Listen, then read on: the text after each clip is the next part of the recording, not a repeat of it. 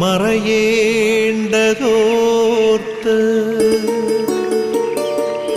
ചന്ദ്രനക്ഷത്രാദികൾ വിതുമ്പുമ്പോൾ മാറ്റമില്ലാതെങ്ങും വിരാജിക്കും ദൈവമേ, അങ്ങയെ വാഴ്ത്തുന്നു ഞങ്ങൾ. ഉദിച്ചെങ്ങും പ്രഭതൂകും പാരിലെ സൂര്യരശ്മിയേക്കാൾ പ്രശോഭിച്ചെന്നും പ്രസാദമേകുന്ന ദൈവമേ, അങ്ങേ മഹിമാവെത്ര മനോജ്ഞം. യേശുവിൽ പ്രിയമുള്ളവരെ, ദൈവമായ കർത്താവ് ഒരു പുതിയ ദിനം കൂടി നമുക്ക് നൽകിയിരിക്കുകയാണ്. ദൈവത്തിൻ്റെ കാരുണ്യത്തെ, സ്നേഹത്തെ ഓർത്ത് ഈ പ്രഭാതത്തിൽ നമുക്കൊന്നു ചേർന്ന് ദൈവത്തിൻ്റെ പരിശുദ്ധ നാമത്തെ നമുക്ക് മഹത്വപ്പെടുത്താം. ഓരോ പ്രഭാതവും ദൈവസ്നേഹത്തിൻ്റെ, ദൈവത്തിൻ്റെ കാരുണ്യത്തിൻ്റെ വലിയൊരു വെളിപ്പെടുത്തലാണ്. ദൈവമായ കർത്താവ് ഈ പുതുദിനത്തിലേക്ക് നമ്മെ കരം പിടിച്ച് ആനയിക്കുമ്പോൾ ദൈവത്തിൻ്റെ പരിപാലനത്തെ, കാരുണ്യത്തെ, നമ്മെക്കുറിച്ചുള്ള ദൈവത്തിൻ്റെ കരുതലിനെ ഓർത്ത് നന്ദിയുള്ള ഹൃദയത്തോടെ ഈ ദിനം നമുക്ക് സ്വീകരിക്കാം. നമ്മുടെ ഹൃദയങ്ങളെ, മനസ്സുകളെല്ലാം ദൈവത്തിൻ്റെ സ്നേഹത്തിനായും ഈ ദിനം നമുക്കായി ദൈവമായ കർത്താവ് ഒരുക്കിയിരിക്കുന്ന കൃപകളെ, ദാനങ്ങളെ, അനുഗ്രഹങ്ങളെ പ്രാപിപ്പതിനായും നമുക്ക് പ്രത്യേകമായ വിധം പ്രാർത്ഥനാപൂർവ്വം നമുക്ക് ഒരുക്കാം. പരിശുദ്ധ മറിയമാണ് ഈ പ്രഭാത വിരുന്ന് ശുശ്രൂഷയുടെ സ്വർഗീയ മധ്യസ്ഥ.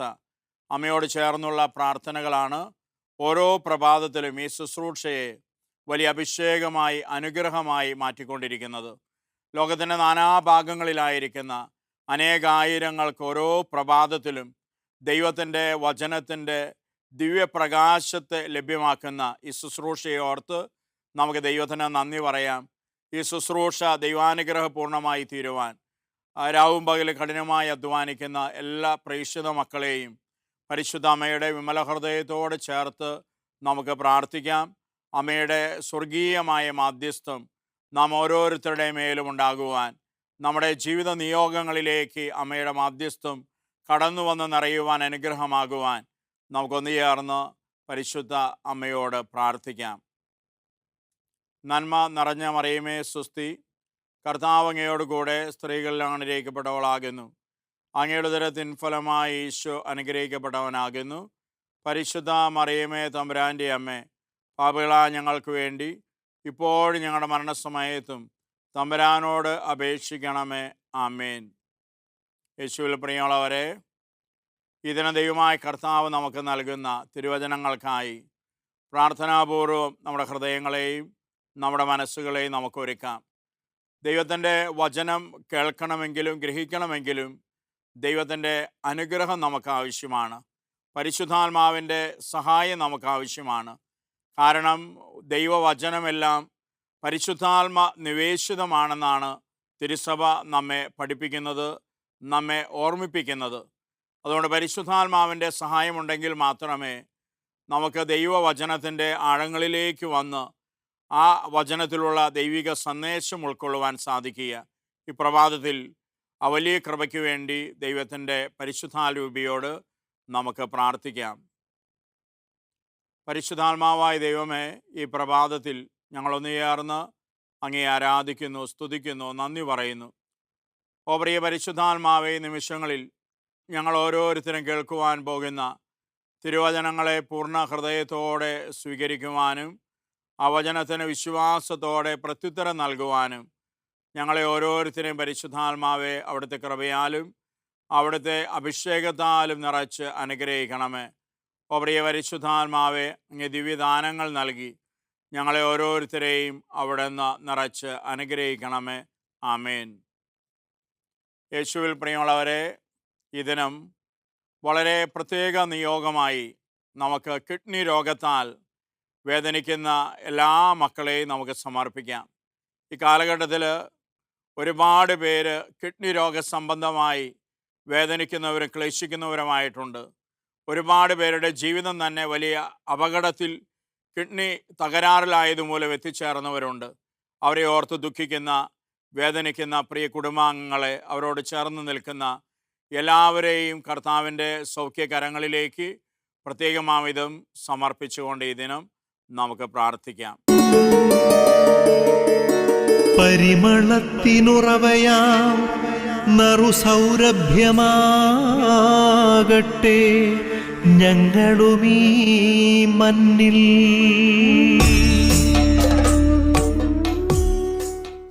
പ്രഭാഷകന്റെ പുസ്തകം 28-ാം അധ്യായം 1 മുതൽ 12 വരെയുള്ള തിരുവചനങ്ങളാണ് ഈ ദിനം ദൈവമായ കർത്താവ് നമുക്ക് വിചിന്തനത്തിനും പ്രാർത്ഥനയ്ക്കുമായി നൽകുന്നത്. പ്രാർത്ഥനാപൂർവം ഏകാഗ്രതയോടെ നമുക്ക് ദൈവവചനത്തിനായി കാതോർക്കാം. പ്രതികാരം ചെയ്യുന്നവനോട് കർത്താവ് പ്രതികാരം ചെയ്യും, അവിടുന്ന് അവൻ്റെ പാപം മറക്കുകയില്ല. അയൽക്കാരൻ്റെ തിന്മകൾ ക്ഷമിച്ചാൽ നീ പ്രാർത്ഥിക്കുമ്പോൾ നിന്റെ പാപങ്ങളും ക്ഷമിക്കപ്പെടും. അയൽക്കാരനോട് പക വെച്ച് പുലർത്തുന്നവന് കർത്താവിൽ നിന്ന് കരുണ പ്രതീക്ഷിക്കാമോ? തന്നെ പോലെയുള്ളവനോട് കരുണ കാണിക്കാത്തവൻ പാപമോചനത്തിനു വേണ്ടി പ്രാർത്ഥിക്കുന്നതെങ്ങനെ? മർത്യൻ വിദ്വേഷം വച്ചുകൊണ്ടിരുന്നെങ്കിൽ അവൻ്റെ പാപത്തിന് ആര് പരിഹാരം ചെയ്യും? ജീവിതാന്തം ഓർത്ത് ശത്രുത അവസാനിപ്പിക്കുക. നാശത്തെയും മരണത്തെയും ഓർത്ത് കൽപ്പനകൾ പാലിക്കുക. കൽപ്പനകൾ അനുസരിച്ച് അയൽക്കാരനോട് കോപിക്കാതിരിക്കുക. അത്യുന്നതൻ്റെ ഉടമ്പടി അനുസ്മരിച്ച് മറ്റുള്ളവരുടെ കുറ്റങ്ങൾ അവഗണിക്കുക. കലഹത്തിൽ നിന്നൊഴിഞ്ഞാൽ പാപങ്ങൾ കുറയും. കോപിഷ്ഠൻ കലഹം ജ്വലിപ്പിക്കുന്നു, ദുഷ്ടൻ സ്നേഹിതനെ ദ്രോഹിക്കുകയും സമാധാനത്തിൽ കഴിയുന്നവരുടെ ഇടയിൽ ശത്രുത ഉളവാക്കുകയും ചെയ്യുന്നു. വിറകിനൊത്ത് തീ ആളുന്നു, ദുശാഠ്യത്തിനൊത്ത് കലഹം, കരുത്തിനൊത്ത് കോപം, ധനത്തിനൊത്ത് ക്രോധം, തിടുക്കത്തിലുള്ള വാഗ്വാദം അഗ്നി ജ്വലിപ്പിക്കുന്നു.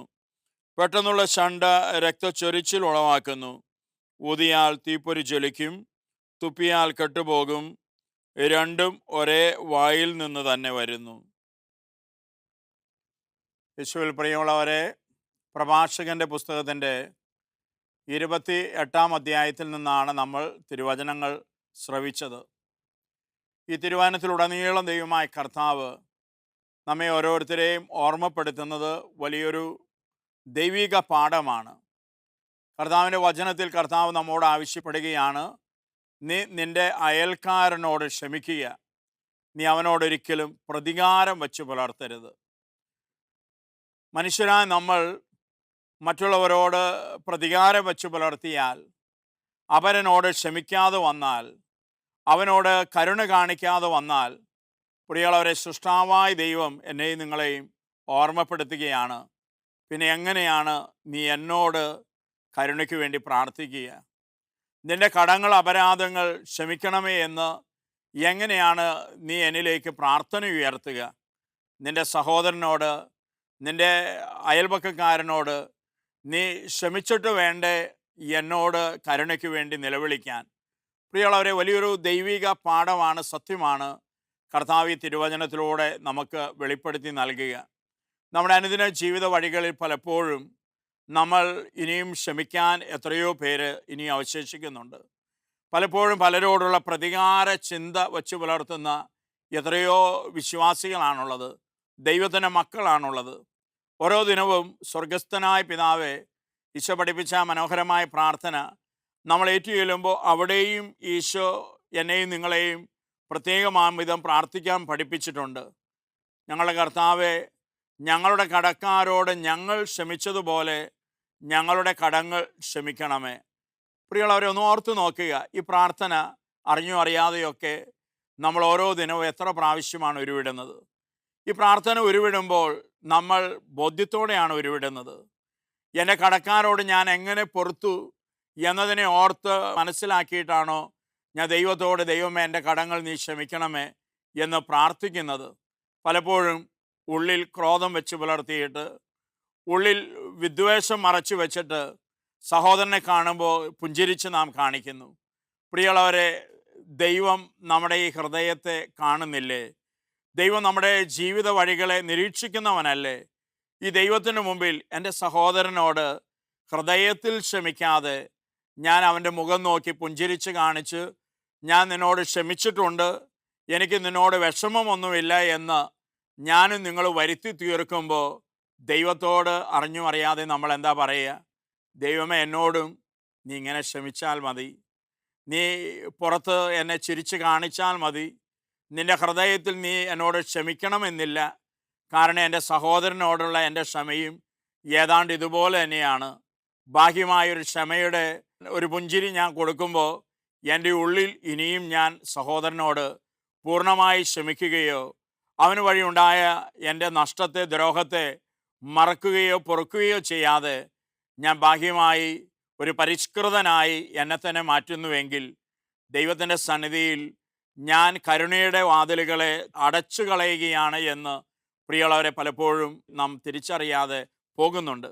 ഈ തിരുവചനങ്ങളിലൂടെ കർത്താവ് നമ്മുടെ ജീവിതത്തിൻ്റെ ഈ വലിയൊരു മേഖലയെ കണ്ടെത്താനാണ് ക്ഷണിക്കുക. കാരണം ദൈവത്തിൻ്റെ കരുണയുടെയും സ്നേഹത്തിൻ്റെയും കവാടങ്ങളെ നമ്മുടെ ജീവിതത്തിൽ അടച്ചു കളയുന്നതാണ് സഹോദരനോടുള്ള പ്രതികാര വാഞ്ച.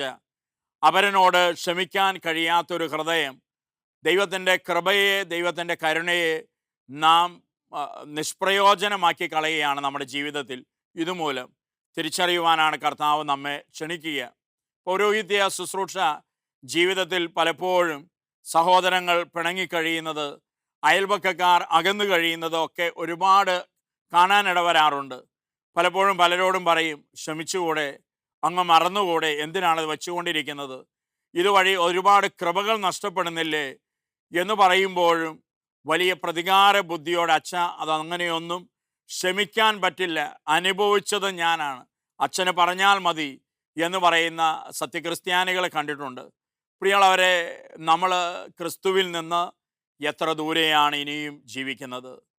കുരിശിൽ വേദനയാൽ പിടയുമ്പോഴും തന്നെ നോവിച്ച, തന്നെ കുരിശിലേറ്റിയ ആ പീഡാനുഭവ വഴികളിൽ തന്നെ നിഷ്ഠുരമായി മർദ്ദിച്ച, ചാട്ടയാലടിച്ച പടയാളികളെ കണ്ട്, പിതാവേ, ഇവർ ചെയ്യുന്നത് എന്തെന്ന് ഇവരെ അറിയുന്നില്ല, ഇവരോട് പൊറുക്കണമേ എന്ന് ഹൃദയമുയർത്തി തൻ്റെ വേദനകളോട് ചേർത്ത് പരമപിതാവിൻ്റെ പക്കൽ പ്രാർത്ഥിച്ച ക്രിസ്തു എവിടെയാണ് നിൽക്കുക? നാം എവിടെയാണ് ജീവിക്കുക? പ്രിയമുള്ളവർ, ഈ ക്രിസ്തുവിലേക്ക് ഇനിയും വളരുവാൻ നാം എത്ര കാലം മുന്നോട്ട് നീങ്ങേണ്ടതുണ്ട്? നാം ഇനിയും എത്ര പേരോട് ക്ഷമിക്കേണ്ടതുണ്ട്? നമ്മുടെ കുറവുകളെ, നമ്മുടെ പാപങ്ങളെ ദൈവസമക്ഷമായിരിക്കുന്നത് പോലെ ഇനിയും എത്ര ഗൗരവപൂർവ്വം ഞാനും നിങ്ങൾ തിരിച്ചറിയേണ്ടതുണ്ട്. പലപ്പോഴും ആ തിരിച്ചറിവില്ലാതെ വരുമ്പോഴാണ് എനിക്ക് ദൈവത്തിൽ നിന്ന് എത്രമാത്രം കരുണയുണ്ടെങ്കിലേ എൻ്റെ ജീവിതം അത് അനുഗ്രഹമാകൂ, അത് മുന്നോട്ട് നീങ്ങൂ, നിത്യതയിൽ ദൈവത്തോടൊപ്പം ആയിരിക്കാൻ എനിക്ക് കഴിയൂ എന്ന ആ വലിയ തിരിച്ചറിവ് നഷ്ടപ്പെടുമ്പോഴാണ് അപരനോട് ക്ഷമിക്കേണ്ടതിനെക്കുറിച്ച് നാം ഓരോരുത്തരും ഗൗരവമില്ലാതെ പോകുക. പ്രിയമുള്ളവരെ, ഈ പ്രഭാതത്തിൽ ദൈവം നമുക്ക് നൽകുന്ന ഈ വലിയ ഒരു ദൈവിക സന്ദേശത്തെ നമ്മുടെ ജീവിതങ്ങളിലേക്ക്, ഹൃദയങ്ങളിലേക്ക് നമുക്ക് സ്വീകരിക്കാം. ഒന്ന് ശാന്തമായി, സ്വസ്ഥമായി നമ്മളായിരിക്കുന്ന ഇടങ്ങളിലിരുന്ന് ഒന്ന് കണ്ണുകളടച്ച്, ജീവിത വഴികളിൽ നമ്മെ വേദനിപ്പിച്ചതാരാണ്, നമ്മെ ദ്രോഹിച്ചതാരാണ്, നമ്മുടെ ജീവിതത്തിൽ വലിയ നഷ്ടങ്ങൾ ഉണ്ടാക്കിയതാരാണ് എന്നിവരെ പ്രാർത്ഥനാപൂർവം കണ്ടെത്തി അവരെ പ്രാർത്ഥനാപൂർവം യേശു കരങ്ങളിലേക്ക്, കർത്താവിൻ്റെ കരങ്ങളിലേക്ക് സമർപ്പിച്ചുകൊണ്ട് നമുക്ക് പ്രാർത്ഥിക്കാൻ സാധിക്കണം. ഈശോയെ പോലെ, പിതാവേ, ഇവർ ചെയ്തത് എന്തെന്ന് ഇവരറിയുന്നില്ല, ഇവരോട് പൊറുക്കണമേ. അവരുണ്ടാക്കുന്ന നാശം, എൻ്റെ ജീവിതത്തിൽ വരുത്തുന്ന കോട്ടം, അതെത്ര ഗുരുതരമാണ്, വലുതാണ് എന്ന് ഒരുപക്ഷെ അവർക്ക് തിരിച്ചറിവുണ്ടായിരുന്നുവെങ്കിൽ അവരെന്നോട് ഇങ്ങനെ വർത്തിക്കുമായിരുന്നില്ല. അവരൊരു തരത്തിൽ അന്ധരായിപ്പോയി. അതുകൊണ്ടാണ് എൻ്റെ ജീവിതയാത്രയിൽ, ജീവിത വഴികളിൽ, വ്യത്യസ്ത സാഹചര്യങ്ങളിൽ അവർ എന്നോട് ഇങ്ങനെ വർത്തിക്കുവാനിടയായത്. കർത്താവെ, അവരുടെ മേൽ കരുണയുണ്ടാകണമേ, അവരെ അനുഗ്രഹിക്കണമേ എന്ന് പ്രാർത്ഥിക്കുന്നിടത്താണ് പ്രിയമുള്ളവരെ ദൈവത്തിൻ്റെ നിസ്സീമമായ കരുണ, കൃപ നാം ഓരോരുത്തരുടെയും ജീവിതങ്ങളിലേക്ക്, ഹൃദയങ്ങളിലേക്ക് ഒഴുക്കുവാൻ ദൈവത്തെ പ്രേരിപ്പിക്കുക. ദൈവം അതിന് തിരുമനസ്സായി തീരുക. നമ്മുടെ ജീവിതങ്ങളിലേക്ക് നോക്കി, കടന്നു വന്ന വഴികളിലേക്ക് നോക്കി, എവിടെയാണ് പ്രതികാരമെന്ന ആ പിശാചിൻ്റെ വലിയ തിന്മ നമ്മുടെ ഉള്ളിലേക്ക് കടന്നു വരുവാനിടയായത്.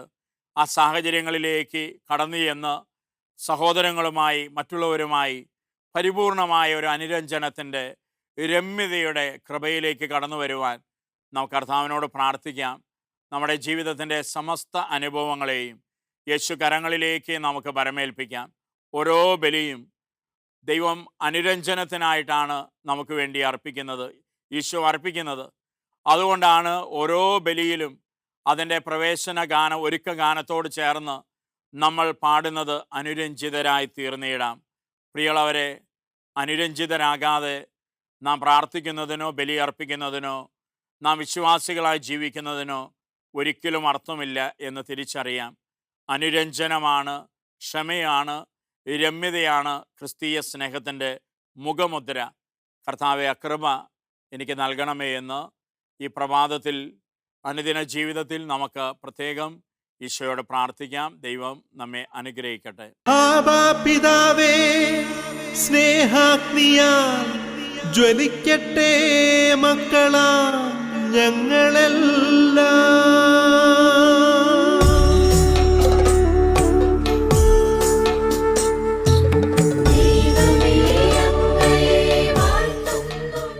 യേശുവിൽ പ്രിയമുള്ളവരെ, ഈ ദിനം നമ്മെ തന്നെ പൂർണ്ണമായും ദൈവകരങ്ങളിൽ സമർപ്പിച്ച് നമുക്ക് പ്രാർത്ഥിക്കാം. നമ്മെക്കുറിച്ച് കരുതലുള്ള ദൈവമാണ് സ്വർഗത്തിൽ വസിക്കുന്ന പിതാവായ നമ്മുടെ ദൈവം. തൻ്റെ ഏകജാതന് നൽകാൻ തക്കവിധം നമ്മെ അത്രയധികമായി സ്നേഹിക്കുന്ന, കരുതുന്ന, കാണുന്ന നമ്മുടെ ദൈവം, ആ ദൈവകരങ്ങളിലേക്ക് നമ്മുടെ ജീവിതങ്ങളെ പൂർണ്ണമായും ആയിരിക്കുന്ന അവസ്ഥകളിൽ ഏൽപ്പിച്ചു കൊടുക്കാം. കർത്താവായ യേശുവിൻ്റെ ആണിപ്പാടുകളുള്ള കരങ്ങളിലേക്ക് മറ്റുള്ളവരിൽ നിന്ന് ലഭിച്ച മുറിപ്പാടിൻ്റെ അനുഭവങ്ങളെ, ദ്രോഹങ്ങളെ, വേദനകളെല്ലാം നമുക്ക് ചേർത്ത് വയ്ക്കാം.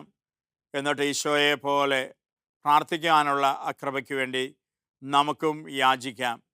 പിതാവ്, ഇവർ ചെയ്യുന്നത് എന്തെന്ന് ഇവരറിയുന്നില്ല, ഇവരോട് പൊറുക്കണമേ. നമ്മെ വേദനിപ്പിച്ച എല്ലാവരെയും മനസ്സിൽ കണ്ട് യേശുവിൻ്റെ മുറിവുകളിലേക്ക് നോക്കി ഈ പ്രാർത്ഥന നമ്മുടെയും ഹൃദയത്തിൻ്റെ പ്രാർത്ഥനയാക്കി നമുക്ക് മാറ്റാം.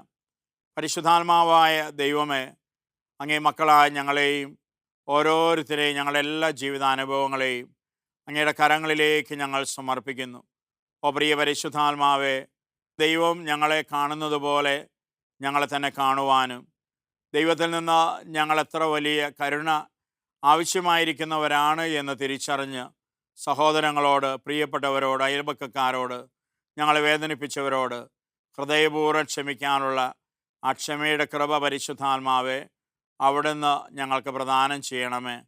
അമ്മേ ദൈവമാതാവേ, അമ്മയുടെ വിമല ഹൃദയത്തോട് ഞങ്ങളെ ഓരോരുത്തരെയും പ്രത്യേകമാവിധം ചേർത്ത് വയ്ക്കുന്നു. അമ്മേ മാതാവേ, ഈ ഭൂമിയിലെ ജീവിതയാത്രയിൽ പ്രതികൂലങ്ങളിലൂടെയും കഷ്ടനഷ്ടങ്ങളിലൂടെയും നിരവധിയായ വെല്ലുവിളികളിലൂടെ എല്ലാം അമ്മ കടന്നുപോയപ്പോഴും അമ്മ എത്ര ശാന്തമതിയായി ആണ് ജീവിതാനുഭവങ്ങളെ നോക്കിക്കണ്ടത്.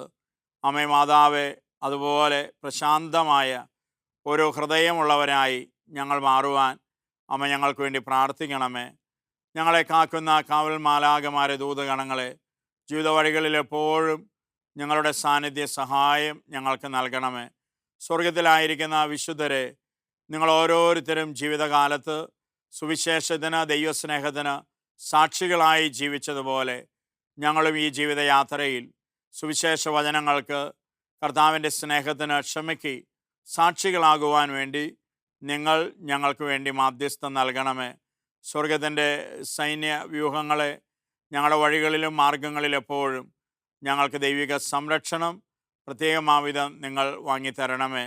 നിത്യം പിതാവും പുത്രനും പരിശുദ്ധാത്മാവുമായ സർവേശ്വര എന്നേക്കും ആമേൻ.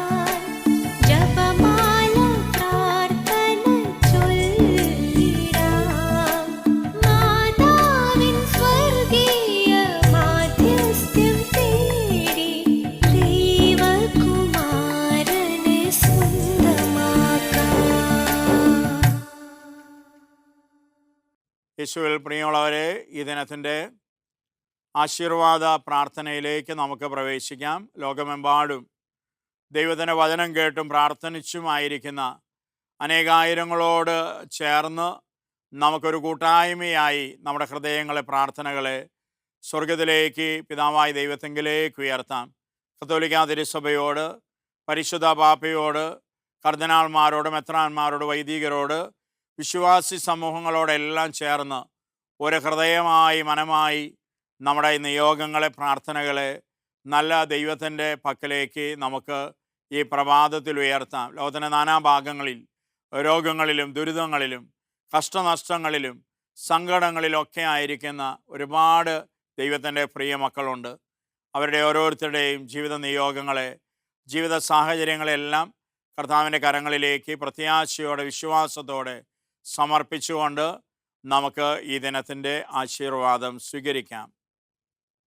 നമ്മുടെ കർത്താവ് ഈശോ മിശിഹായുടെ കൃപയും പിതാവായ ദൈവത്തിൻ്റെ സ്നേഹവും പരിശുദ്ധാത്മാവിൻ്റെ സഹവാസവും നാം ഏവരോടും കൂടെ ഉണ്ടായിരിക്കട്ടെ, ഇപ്പോഴും എപ്പോഴും എന്നേക്കും. ആമേൻ.